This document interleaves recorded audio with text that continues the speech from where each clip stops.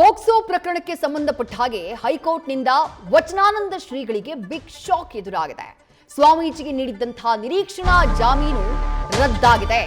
ನಿರೀಕ್ಷಣಾ ಜಾಮೀನನ್ನ ಪ್ರಶ್ನಿಸಿ ಸಂತ್ರಸ್ತ ಬಾಲಕನ ತಾಯಿ ಅರ್ಜಿಯನ್ನ ಸಲ್ಲಿಸಿದ್ರು. ಅರ್ಜಿಯನ್ನ ವಿಚಾರಣೆ ಮಾಡಿದಂತಹ ಕೋರ್ಟ್ ನಿರೀಕ್ಷಣಾ ಜಾಮೀನನ್ನ ರದ್ದು ಮಾಡಿದೆ. ದೂರು ನೀಡುವ 1 ವಾರದ ಮೊದಲೇ ನಿರೀಕ್ಷಣಾ ಜಾಮೀನನ್ನ ವಚನಾನಂದ ಶ್ರೀಗಳು ಪಡ್ಕೊಂಡಿದ್ರು. ನಿರೀಕ್ಷಣಾ ಜಾಮೀನು ಕೊಟ್ಟಿರುವಂತಹ ವಿಧಾನ ಸರಿಯಿಲ್ಲ ಅನ್ನುವಂತಹ ಕಾರಣವನ್ನ ಕೊಟ್ಟು ನಿರೀಕ್ಷಣಾ ಜಾಮೀನನ್ನ ಕೋರ್ಟ್ ರದ್ದುಪಡಿಸುವಂತಹ ಕೆಲಸ ಮಾಡಿದೆ. ರೆಗ್ಯುಲರ್ ಜಾಮೀನು ಅರ್ಜಿಯನ್ನ ಸಲ್ಲಿಸುವುದಕ್ಕೆ ಕಾಲಾವಕಾಶವನ್ನ ನೀಡಲಾಗಿದೆ. ಜಾಮೀನು ಅರ್ಜಿಯನ್ನ ಸಲ್ಲಿಸುವುದಕ್ಕೆ 3 ವಾರಗಳ ಕಾಲಾವಕಾಶವನ್ನ ನೀಡಲಾಗಿದೆ. 3 ವಾರದವರೆಗೆ ನಿರೀಕ್ಷಣಾ ಜಾಮೀನಿನ ರಕ್ಷಣೆ ವಚನಾನಂದ ಶ್ರೀಗಳಿಗೆ ಮುಂದುವರಿಯಲಿದೆ.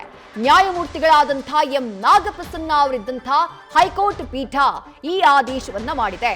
ವಚನಾನಂದ ಶ್ರೀಗಳ ವಿರುದ್ಧ ಹರಿಹರ ಪಂಚಮಸಾಲಿ ಮಠದ ವಚನಾನಂದ ಶ್ರೀಗಳ ವಿರುದ್ಧ ಆ ಮಠದ ಟ್ರಸ್ಟಿಗಳ ಜೊತೆ ಏನು ವೈರುಧ್ಯ ಎದುರಾಗ್ಬಿಡ್ತು, ಗಲಾಟೆ ಗದ್ದಲಗಳೆಲ್ಲ ಆಯ್ತು. ಅದೇ ಸಂದರ್ಭದಲ್ಲಿ ಆ ಮಠದಲ್ಲಿ ಓದ್ತಾ ಇದ್ದಂಥ ಮಕ್ಕಳ ತಾಯಂದಿರು ಕಂಪ್ಲೇಂಟ್ ಅನ್ನ ದಾಖಲು ಮಾಡ್ತಾರೆ. ಪೋಕ್ಸೋ ಕೇಸನ್ನ ದಾಖಲು ಮಾಡ್ತಾರೆ. ದೌರ್ಜನ್ಯವನ್ನ ಎಸಗಿದ್ದಾರೆ ವಚನಾನಂದ ಶ್ರೀಗಳು ಅನ್ನುವಂಥ ಆರೋಪವನ್ನ ಮಾಡಲಾಗುತ್ತೆ. ಆ ಪ್ರಕರಣ ದಾಖಲಾಗುವುದಕ್ಕಿಂತ ಮುಂಚೆನೆ ವಚನಾನಂದ ಶ್ರೀಗಳು ನಿರೀಕ್ಷಣಾ ಜಾಮೀನನ್ನ ಪಡ್ಕೊಂಡಿದ್ರು. ಆ ನಿರೀಕ್ಷಣಾ ಜಾಮೀನು ಈಗ ರದ್ದಾಗಿದೆ. ಡೀಟೇಲ್ಸ್ ನಮ್ಮ ಪ್ರತಿನಿಧಿ ಸಂದೇಶ್ ನೀಡ್ತಾ ಹೋಗ್ತಾರೆ. ಸಂದೇಶ್, ನಿರೀಕ್ಷಣಾ ಜಾಮೀನಿನ ರಕ್ಷಣೆಯಲ್ಲಿದ್ರು ವಚನಾನಂದ ಶ್ರೀಗಳು. ಈಗ ಅದೇ ನಿರೀಕ್ಷಣಾ ಜಾಮೀನು ರದ್ದಾಗಿರೋದು. 3 ವಾರಗಳ ಒಂದು ಬಫರ್ ಟೈಮ್ ಅನ್ನ ವಚನಾನಂದ ಶ್ರೀಗಳಿಗೆ ನೀಡಲಾಗಿದೆ. ಬಟ್ ಕೋರ್ಟ್ ನಲ್ಲಿ ನಿರೀಕ್ಷಣಾ ಜಾಮೀನು ರದ್ದಿಗೆ ಕೋರ್ಟ್ ಕೊಟ್ಟಂತಹ ಕಾರಣಗಳೇನು, ಮುಂದೆ ವಚನಾನಂದ ಶ್ರೀಗಳ ಮುಂದೆ ಇರುವಂತಹ ಆಯ್ಕೆಗಳು ಏನು ಅಂತ ಹೇಳಿ ಸಂದೇಶ್. ವಿದೇಶಿ ಈಗ ಪೋಕ್ಸೋ ಕೇಸ್ನಲ್ಲಿ ವಚನಾನಂದ ಸ್ವಾಮೀಜಿಗೆ ದಾವಣಗೆರೆ ಜಿಲ್ಲಾ ನ್ಯಾಯಾಲಯ ನಿರೀಕ್ಷಣಾ ಜಾಮೀನನ್ನ ಮಂಜೂರು ಮಾಡಿತ್ತು. ಆದ್ರೆ ಇಲ್ಲಿ ಪ್ರಮುಖವಾಗಿ ಈ ಒಂದು ಜಾಮೀನನ್ನ ಏನ್ ಮಂಜೂರು ಮಾಡಲಾಗಿತ್ತು, ಆ ಜಾಮೀನನ್ನ ಪ್ರಶ್ನಿಸಿ ಬಾಲಕನ ತಾಯಿ ಅಂದ್ರೆ ಸಂತ್ರಸ್ತ ಬಾಲಕನ ತಾಯಿ ಒಂದು ಅರ್ಜಿಯನ್ನ ಹೈಕೋರ್ಟ್ಗೆ ಸಲ್ಲಿಸುತ್ತಾರೆ. ಅಲ್ಲಿ ವಿಚಾರಣೆಯನ್ನ ನಡೆಸ್ತಾರೆ. ಅಂದ್ರೆ ಈ ರೀತಿ ನಿರೀಕ್ಷಣಾ ಜಾಮೀನನ್ನ ಏನ್ ಕೊಟ್ಟಿದ್ದಾರೆ ಇದು ವಿಧಾನ ಸರಿ ಇಲ್ಲ, ಅಂದ್ರೆ ನಿರೀಕ್ಷಣಾ ಜಾಮೀನನ್ನ ಕೊಟ್ಟಿರುವಂತ ವಿಧಾನ ಸರಿ ಇಲ್ಲ.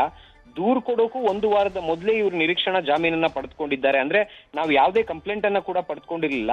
ಅದಕ್ಕೂ ಮುಂಚೆ ಇವರು ನಿರೀಕ್ಷಣಾ ಜಾಮೀನಿಗೆ ಅಪ್ಲೈಯನ್ನ ಮಾಡಿ ನಿರೀಕ್ಷಣಾ ಜಾಮೀನನ್ನ ಪಡೆದುಕೊಂಡಿದ್ದಾರೆ. ಇದು ವಿಧಾನ ಸರಿ ಇಲ್ಲ ಅನ್ನೋದು ಪ್ರಮುಖವಾದ ವಾದವಾಗಿತ್ತು. ಹಾಗಾಗಿ ಈ ಒಂದು ಕಂಪ್ಲೀಟ್ ವಾದ ಪ್ರತಿವಾದವನ್ನ ಆಲಿಸಿದಂತಹ ನ್ಯಾಯಾಲಯ ಈಗ ನಿರೀಕ್ಷಣಾ ಜಾಮೀನನ್ನ ರದ್ದುಪಡಿಸಿದ್ದಾರೆ. ಜೊತೆಗೆ ರೆಗ್ಯುಲರ್ ಬೇಲ್ಗೆ ಅಪ್ಲೈ ಮಾಡೋದಕ್ಕೆ ಈಗ ಕಾಲಾವಕಾಶವನ್ನ ಕೂಡ 3 ವಾರಗಳ ಕಾಲ ನೀಡಿರುವಂತದ್ದು. ಅಂದ್ರೆ ಈ 3 ವಾರಗಳೇನಿದೆ, ಈ 3 ವಾರಗಳ ಒಳಗೆ ರೆಗ್ಯುಲರ್ ಜಾಮೀನನ್ನ ಪಡೆದುಕೊಳ್ಬೇಕಾಗತ್ತೆ.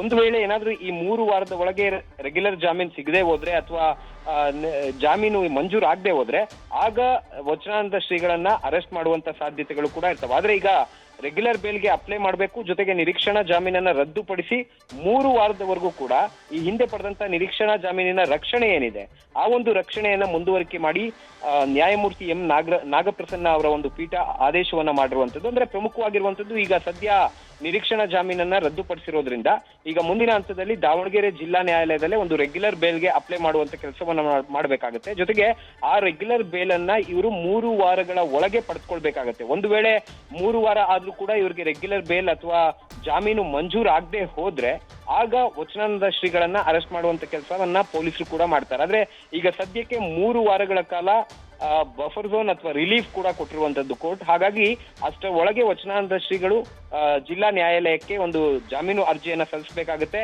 ಜೊತೆಗೆ ಈಗಾಗಲೇ ಕೇಸ್ ದಾಖಲಾಗಿರೋದ್ರಿಂದ, ಯಾಕಂದ್ರೆ ಈ ಹಿಂದೆ ನಿರೀಕ್ಷಣಾ ಜಾಮೀನನ್ನ ಪಡೆದಂತ ಸಂದರ್ಭದಲ್ಲಿ ಕೇಸ್ ಇನ್ನೂ ದಾಖಲಾಗಿರ್ಲಿಲ್ಲ. ಜೊತೆಗೆ ಪ್ರಾಥಮಿಕ ಹಂತದ ಒಂದು ಇನ್ವೆಸ್ಟಿಗೇಷನ್ ಅನ್ನ ಕೂಡ ಮಾಡಿರ್ಲಿಲ್ಲ, FIR ಕೂಡ ದಾಖಲಾಗಿರ್ಲಿಲ್ಲ. ಆದ್ರೆ ಈಗ ಸದ್ಯದ ಮಟ್ಟಿಗೆ FIR ಕೂಡ ದಾಖಲಾಗಿದೆ. ಜೊತೆಗೆ ಸಂತ್ರಸ್ತ ಬಾಲಕನ ಸ್ಟೇಟ್ಮೆಂಟ್ ಅನ್ನ ಕೂಡ ಪಡೆದುಕೊಂಡಿದ್ದಾರೆ, ತಾಯಂದಿರ ಸ್ಟೇಟ್ಮೆಂಟ್ ಅನ್ನ ಕೂಡ ಪಡೆದುಕೊಂಡಿದ್ದಾರೆ. ಹಾಗಾಗಿ ಅಲ್ಲಿ ಪ್ರೈಮರಿ ಹಂತದ ಎನ್ಕ್ವೈರಿ ಏನಿದೆ ಆ ಎನ್ಕ್ವೈರಿ ಮುಗ್ದಿರೋದ್ರಿಂದ ಒಂದು ವೇಳೆ ಏನಾದ್ರೂ ಜಾಮೀನಿಗೆ ಅರ್ಜಿ ಸಲ್ಲಿಸಿದ್ರು ಕೂಡ ಅಲ್ಲಿ ಆಕ್ಷೇಪಣೆ ಸಲ್ಲಿಸೋದಕ್ಕೆ ಈಗ ಕಂಟೆಂಟ್ಗಳು ಕೂಡ ಇದೆ. ಅಂದ್ರೆ ಆಕ್ಷೇಪಣೆ ಸಲ್ಲಿಸೋದಕ್ಕೆ ಈಗ ವಿಷಯಗಳು ಕೂಡ ಇರೋದ್ರಿಂದ ಆ ಒಂದು ವಿಚಾರಗಳನ್ನ ಇಟ್ಕೊಂಡು ಅಥವಾ ಇವರು ಯಾವ ರೀತಿ ಒಂದು ಕ್ರೈಮ್ ಅನ್ನ ಎಸಗಿದ್ದಾರೆ ಅಂತ ಆರೋಪ ಮಾಡಿದ್ದಾರೋ ಅದಕ್ಕೆ ಸಂಬಂಧಪಟ್ಟಂತ ಸಾಕ್ಷ್ಯಾಧಾರಗಳು ಎಷ್ಟಿದೆ, ಜೊತೆಗೆ ಇವರಿಗೆ ಬೇಲನ್ನ ಕೊಟ್ಟಂತ ಸಂದರ್ಭದಲ್ಲಿ ಸಾಕ್ಷ್ಯಗಳ ಮೇಲೆ ಯಾವ ರೀತಿ ಪ್ರಭಾವ ಬೀರ್ತಾರೆ ಅಥವಾ ಸಾಕ್ಷ್ಯಗಳ ಮೇಲೆ ಪ್ರಭಾವ ಬೀರ್ಬೋದು ಅನ್ನೋದನ್ನು ಕೂಡ ಕೋರ್ಟ್ ಗಮನಕ್ಕೆ ತರುವಂತ ಕೆಲಸವನ್ನ ಪಬ್ಲಿಕ್ ಪ್ರಾಸಿಕ್ಯೂಟರ್ ಮಾಡ್ತಾರೆ. ಹಾಗಾಗಿ ಇಲ್ಲಿ ಪ್ರಮುಖವಾಗಿರುವಂತದ್ದು ಒಂದ್ ಕಡೆ ಬೇಲ್ ಸಲ್ಲಿಸಿದ್ರು ಕೂಡ ಇಲ್ಲಿ ಆಕ್ಷೇಪಣೆಯನ್ನ ಸಲ್ಲಿಸೋದಕ್ಕೆ ಪಬ್ಲಿಕ್ ಪ್ರಾಸಿಕ್ಯೂಟರ್